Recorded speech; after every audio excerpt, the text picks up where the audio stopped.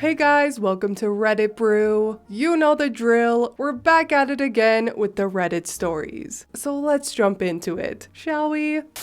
Buy the house or I'll be homeless. I never thought I would be going through something like this at the age of 22. My mom recently passed away and left an inheritance for my sibling and I to be financially stable. When I tell you my mother strategically planned her departure, she did. She made sure my father only got what she wanted him to have. Because he was left with essentially nothing, he's now gaslighting my sibling and I by saying things like my mother has betrayed him and that we're leaving him to hang after all he's done for us. He's demanding that I buy the family house so that he'll have a place to stay. He's being forceful and didn't give me any options of not buying the home. 2 weeks after my mother died, he started acting money hungry, just as she said he would. I'm really disappointed. I only have him and my sibling. My mother's family is distant and my father's family has all passed away. His sister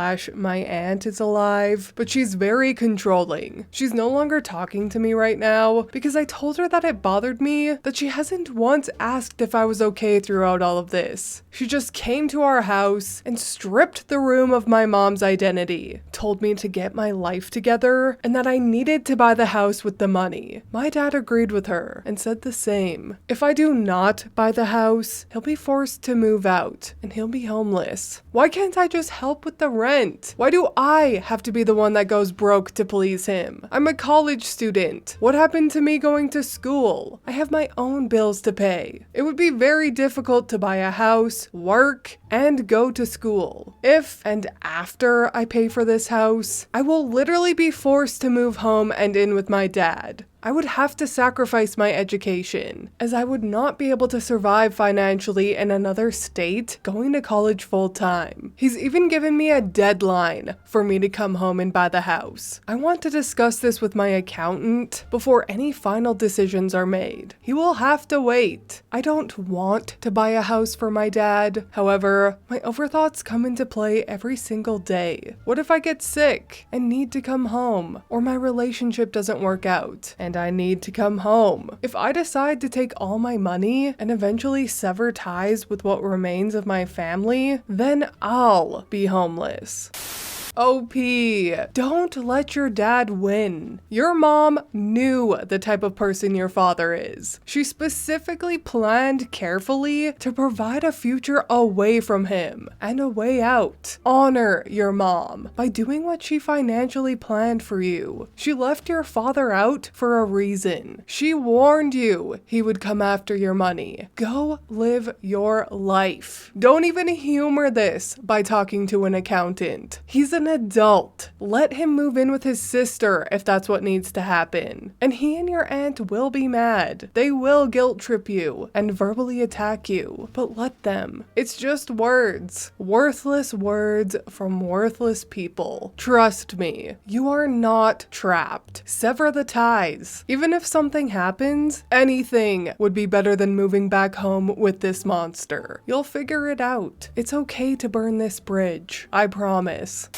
My parents who co-signed on my first home don't want to sell. Pretty much self-explanatory. In 2018, my parents helped co-sign for a mortgage and ownership of a home, and also helped out with the down payment. My fiance and I at the time were extremely grateful, and still are. We are now married, and my parents are the reason we were able to obtain a home in this crazy market. They mentioned many times that if we wanted to sell the home, they would be more than happy to help us relocate, and that the down payment was a gift, and that all parents who are capable of helping their children in this way should do the same. 4 years go by, and now my wife and myself are looking to relocate cross-country with our 18-month-old son to find a more sustainable way of living. We've paid every mortgage payment and all other bills associated with our home. My wife is a skilled PL, and I recently obtained PENG status, so finding new work should not be an issue. Since my parents co-signed at 0.05% each, I own 99.9%, they are required to sign documents to list the home, of which they are both refusing to do. They feel that we're going to cash out from the appreciation of our home and simply squander it all. I don't understand where they're getting this from, as my wife and I have always been very frugal and just want to set our son up for success in the long run. We are looking to sell and immediately purchase a new home, hopefully with a lower mortgage, as well as give them back their down payment with interest. Am I being a spoiled son? And should I just let this dream of moving cross country go? Or should I fight for this? Truthfully, I have never asked for help with the mortgage. My wife and I were looking for homes within our budget, but my parents wanted us to have a nicer home. I graciously accepted the offer, but now I'm feeling like a fool, as I didn't know it came with strings attached.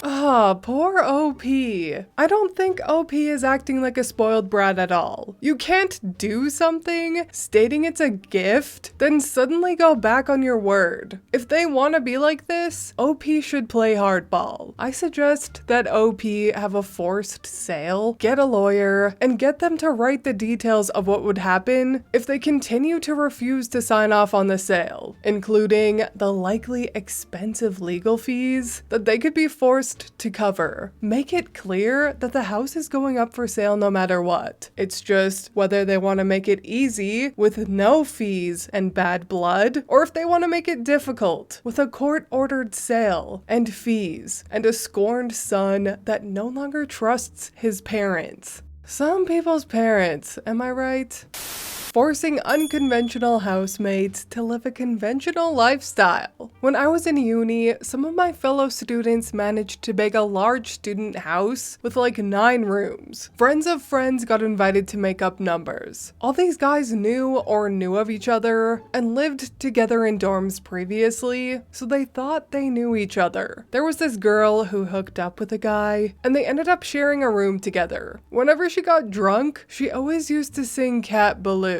Nat King Cole, right? As individuals, these guys were fine, but as a couple, they were odd. They would stay up late smoking weed and stop the whole house from sleeping/studying by playing music and stuff till like 3-4 a.m. Guys tried the civilized approach to quiet them down and were met with an odd counter argument. If you want to live a conventional life doing a 9 to 5, that's your choice, but don't force it on us. Cue petty revenge times 8. Everyone was in on this. They turned their speakers to face this couple's bedroom, facing the ceiling on the bedroom underneath, or the floor from above, you get the idea, set their stereos to max volume, and an alarm to start playing music 15 minutes after the last person left for lectures, and let it rip. Everyone stayed out of the house all day, with locked bedroom doors. They all tried to arrive at home at the same time. The couple was livid. "We couldn't sleep all day. You're idiots. Who the hell plays music when they're not even home?" One of my friends replied, "If you want to be conventional and be in the room when you listen to music, that's your choice. But don't force it on us." They only needed telling once.